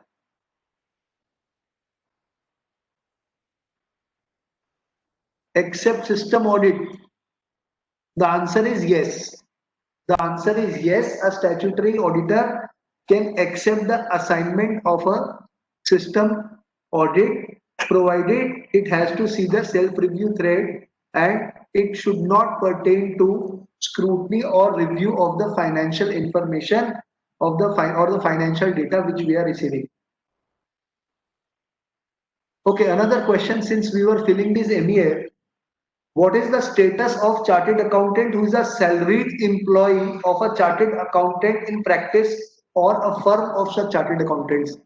Supposingly you are a chartered accountant, you are holding the certificate of practice and you are working on salary basis in a CA firm. Can you do that? Can you do that? Supposingly you are a chartered accountant and you are working on salary basis in a CA firm. So can you hold certificate of practice in that particular case? The answer to this is yes. You can hold certificate of practice, there is no problem. Lot of people who are filling MEF were scared of the fact that they will be considered as salaried employee. No. Only thing which you should keep in your mind is that you should not do any attestation function. That should be kept in your mind. The next question comes from the questions which are already posted here, and the question is, lot of CAs signing tax audit report for ₹1,000. ICAI, what measures ICAI has been taking in this regard? Is there any, the question is very simple, is there any recommended scale of fees chargeable for the work done by the members of the institute? Very important question, because this was the most frequently asked question in the chat box. My point is that whether there is any recommended scale, everybody knows this answer, yes. Now, institute is very smart and silent on this particular issue, where I am reading the institute's answer only. Where there is a price cutting or there is a price war going between the CA, The answer is the council of the institute recommends from time to time scale of fees chargeable for the work done by the members of the institute. Such fees was last revised in the council at the meeting held in January 2006. The revised recommended fees is made effective from 12th May 2006. That's all. But institute does not mention that in case we are non-compliant to such provisions, then what happens?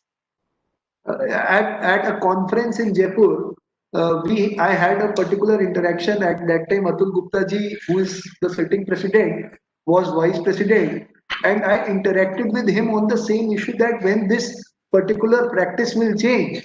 So he said that the government believes that the professional himself are supposed to regulate. I am still of the opinion that it is now the situation has gone beyond our hands and institute has to come forward where institute already has a UDIN mechanism where institute is already known to the fact that the size of the client a chartered accountant is auditing where institute can definitely retrieve the data like they are retrieving the gross turnover or the profit by generating the UDIN. I think the time has come when institute should also look up to the professional fees or the audit fees which you are charging from your client. In that case, if these clauses needs to come mandatory rather than recommended scale of fees, I'll still feel. But institute, the council sometimes interacting with the presidents and vice presidents, I realize that they feel that we are not an association, we are a self-regulating body, and uh, we need to be cautious about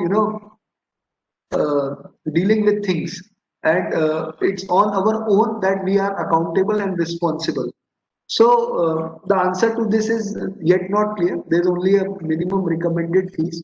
My suggestion would be that we need to wait for our own time. At least we should make sure that we are not accepting any assignment without a logical reason or something like that.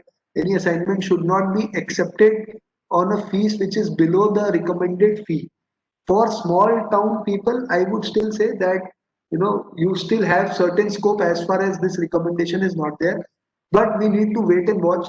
When I started my practice, to be honest enough, it took us 1 year to acquire the first client because I did my articleship from Ernst and Young, where I realized that they charge a good amount of fees for a function which generally a practitioner does not charge.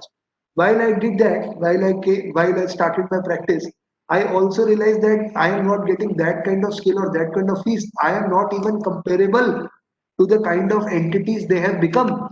But I still waited an year for my first client to come, and the first client came a corporate. So the first client was a corporate client only, and eventually we charged a fees which was a respectable fees, which the earlier bigger firm was charging. We never charge a fees less than that. It took us some time to set up a practice in that way. But as I told you in the beginning only, in case you start taking 1,000 rupees from the first client, trust me, friends, the next client which will come to you will be a 1,000 rupees client only. So this is a personal thing. As we told that ethics cannot be codified, we can only, we can imbibe it, and that's how. Sitting in a small town, I'll still say that the size of the clients is a better size comparing to when I see in the other aspects. So next 2 3 important questions. There is certain common mistakes which people do in employment. One is when a professional accountant in service should undertake those tasks for which he does not have specific training or experience. So, supposingly, if a chartered accountant is in service and is applying for a job, and should he take a task for which he is not trained? It's a very interesting answer, friends. Yes, he can take up a task for which he is not trained, but he should not portray to his prospective employer any task which he has not done. Lot of young fresher CAs adopt that mode where they start faking their work experiences. In such a case, this comes under the violation of code of ethics. Uh, Another important question, since a lot of chartered accountant firms reaches their milestone and start celebrating their silver, diamond, platinum jubilees, can chartered accountants do that, and can they publish such kind of an advertisement in newspaper? The answer to this question is yes. Yes, they can do this, and they can even publish in their newspaper. There are a couple of more questions which has come. I'll just take those two questions. One, can a chartered accountant receive his professional fee in advance or in full? Yes, he can receive a fees partly in advance or in full. Uh, Last question has come that what happens if a chartered accountant accepts a significantly, that's the last question for today. What happens a chartered accountant accepts significantly lower fee level than that charged by the predecessor? So point is, this is a case where you are doing a particular audit function in 5,000, 10,000, 20,000 rupees or 50,000 rupees. Some new chartered accountant took the assignment in 1,000 rupees. A straightforward question: what should we do? The answer to this is clear violation of code of ethics. In case there's a substantial reduction of fees, you need to file a complaint, and this has to be done by none other than the predecessor auditor and the chartered accountant who is accepting at this price cut at least needs to justify the institute about the price cut, that why did he accepted an assignment from 50,000 to 1,000, and he has to demonstrate that an appropriate time and qualified staff he will have to deploy for completion of this assignment. Other than that, there are certain recent pronouncements which we have already been discussing here. Any questions which you want to take, I am ready to take. I think I have addressed almost all questions. Okay, I have certain more questions. I'll take these questions.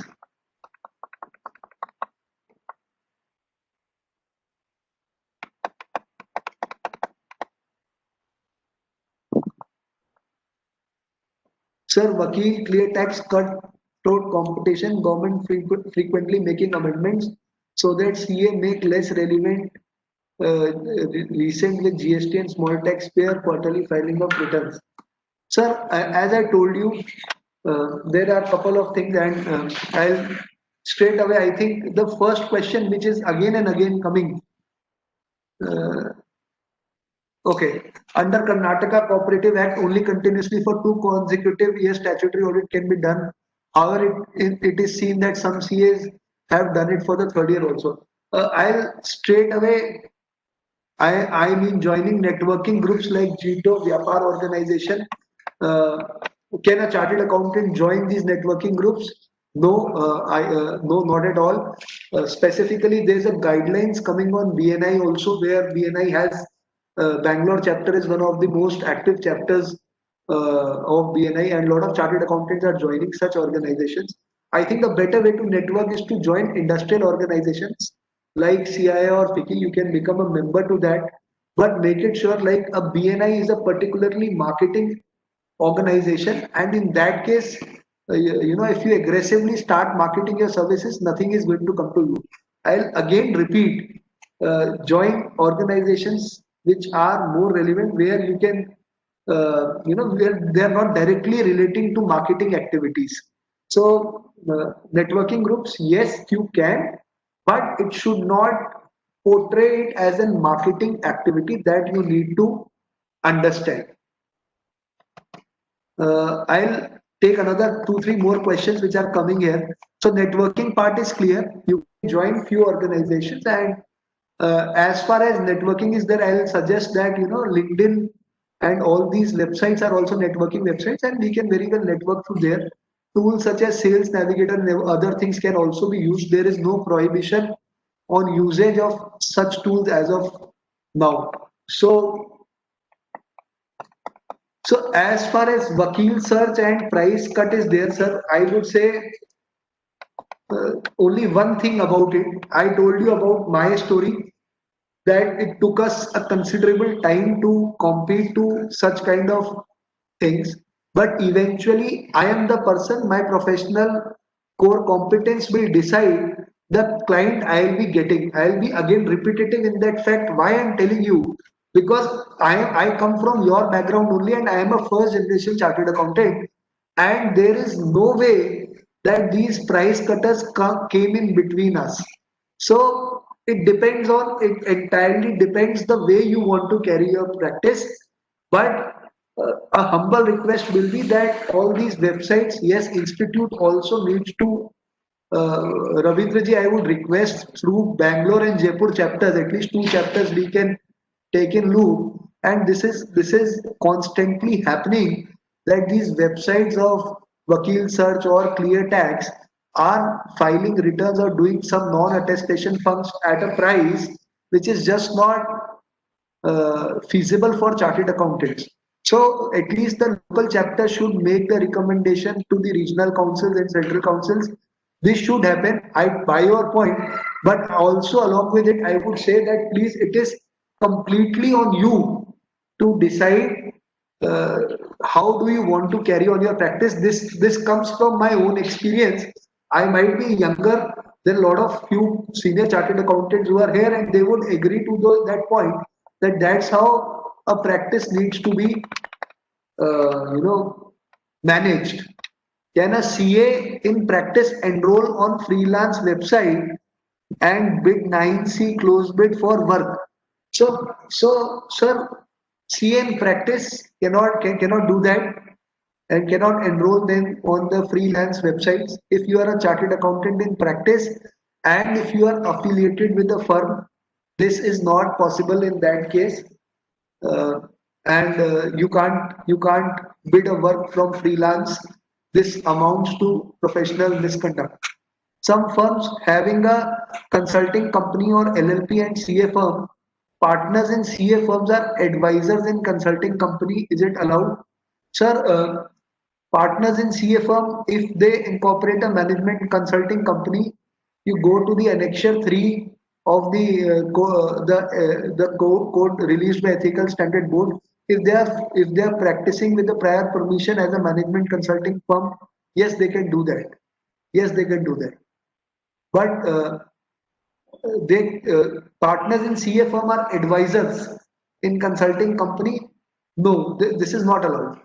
They themselves can have a management consulting firm or a management consulting company with the prior approval of the council, but they cannot act as advisors in these consulting companies. There's already been a lot discussed in this council regarding the same. Any other question? Any other question? So thank you so much for patiently listening to the entire session. You can note my email ID. I am available to, if any questions still remains unresolved, I am available to answer these questions through email. I'll definitely answer. My phone number is also mentioned on the last slide. At least as far as networking is considered, let us connect through all modes, be it LinkedIn, be it Facebook. I am very open to all the network which I am able to build because of Ravindraji in Bangalore. And uh, thank you so much, Ravindraji. Bangalore audience was awesome, was very supportive, and had a lot of questions. I hope I was able to answer certain number of questions, and I hope in case you don't, there might be certain cases that you also don't have. I also don't have a satisfactory answer because institute also remains silent on certain points. So as trainers to this code, we also sometimes become silent on certain points. I'll be very candid in saying, but I'll try to address each and every question. Stay connected, stay in touch. Anything pertaining to code which you face, you can directly call me giving the reference to this session. I'll be more than happy to answer these questions. Thank you so much, Ravindraji, uh, for the time which you have given me here in the Bangalore chapter. Uh, Thank you, sir.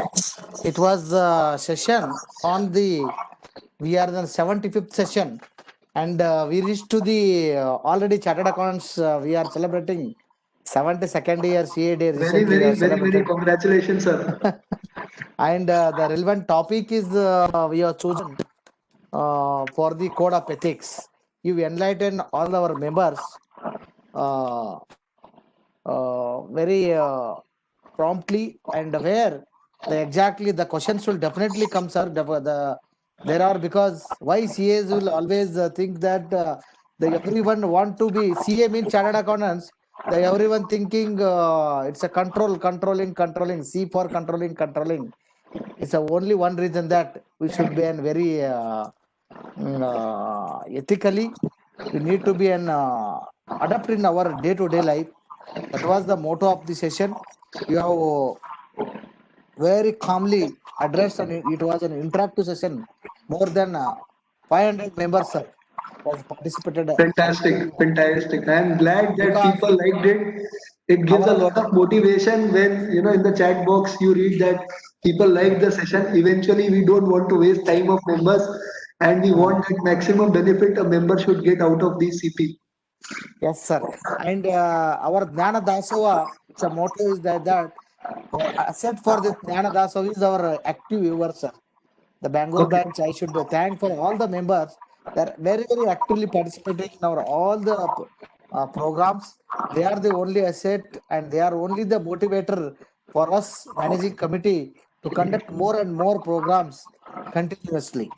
Sir, you have addressed that five fundamental principles and the threats in compliance of fundamental principles, and again how to safeguard from the threats. This all you elaborated. I still need more sessions on the topic, and we need to adapt it in our day-to-day life. And because all regulatories are looking on chartered accounts only, it is a very I personally treat it as a sad part, because everything, if you want start controlling, then it is very difficult to act perfectly. Is a major question, because India is having a different culture, and every 60 kilometer you will have a different culture. So correct. it may be some of the official area or capital city or the other part of the country, the practicing has to be in a different angle little bit. Even though we are have one ICAI and one code of ethics, the ultimate motto of our today's session is to our members has to get enlightened, and definitely we'll have more sessions. Sir, we need already third session we are conducting on this code of ethics. Our Definitely. members will be again November, December. They are busy. Again, we'll come back and have the session on that. So I'll not take even this time, sir, because in the very short notice you came and addressed. It was a fantastic session on behalf of all the more than 500 viewers and managing committee members of Bangalore Bank. Thank I you. wholeheartedly thank you very much, Thank you Ankit, so much. Maheshwari, sir. Thank you so much for each member who came and with the more applicability of no CLAR and the taxation rules as well as the remuneration. I think we can keep a session once it is made effective by the institute at that particular Yes, sir. time. Yes, sir. It is our motto, sir, because in this difficult time, we are thought that let's our members should be active. They have Absolutely. to think on the positive process. The Bangalore branch is continuously serving for our members, and in fact, in reply, response from members is also very good. They will actively taking participate in all our Jnana Dasoha Absolutely. program. It is pretty evident. At Yes, sir. beginning, I was not even able to handle so many Yeah. questions coming, so I thought I'll take it at the end. And Yes, it's sir. the Yes, sir. members' enthusiasm which eventually drives a trainer or even as a chairman. That's what we Yes, sir. talked in the beginning also. Their active participation only for boosting me, sir, to conduct more programs. Thank you, sir. And also, I thank today's session, special session addressed by our chairman of SIRC, Jain Dungar Chand Jain. He was supposed to join for his EC meeting for the SIRC. In his absence, I thank him on behalf of all the members and managing committee members of Bangalore Branch. Dear members, kindly note that we have a next hour session 4th and 5th November. We have scheduled 2 day sessions, every day 3 hours and 4 sessions on corporate laws. the eminent personalities is going to address CA Vijayaraja and CA Guru Prasad, CA Lakshmi, and CA Naval Bajaj are going to take the sessions. So kindly make note that in the next our Jnana Dasoha session on 4th and 5th November. It was an, I should thank all the active viewers. Even I can notice the CA Gautam Dharmasi sir, who is one of the big four and he is sitting in Mumbai. He is even though as technically member of Bangalore branch, today he is complimenting Bangalore branch. It is, I feel, it is our Jnana Dasoha has truly reached to the all the members. And once again, I am very much thankful for each and every member, those who are taking active participation and making this all Jnana associations very, very active, all the angles. So with this taking this note, once again I thank the all the viewers and CA Ankit Maheshwari for Thank the you. Thank you. participation. We'll back to the 4th November with corporate law series. Thank you and all.